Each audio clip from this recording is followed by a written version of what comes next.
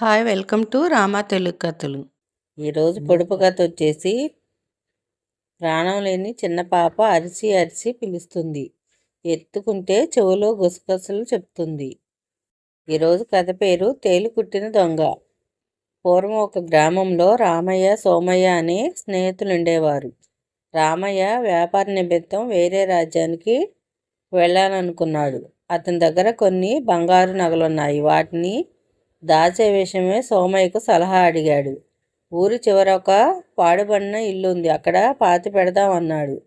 సోమయ్య ఆ రోజు రాత్రే తమ పథకాన్ని అమలు పరిచాడు. తర్వాత వ్యాపార నిమిత్తం రామయ్య వెళ్ళిపోయాడు. కొంతకాలానికి సోమయ్యకు దుర్బుద్ధి పుట్టి దాచిన నగలు తెచ్చుకున్నాడు. కొన్ని నెలల తర్వాత రామయ్య తిరిగి వచ్చాడు. ముందుగా నగలు దాచిన చోటు తవ్వి చూసి తాను మోసపోయినట్లు గ్రహించాడు.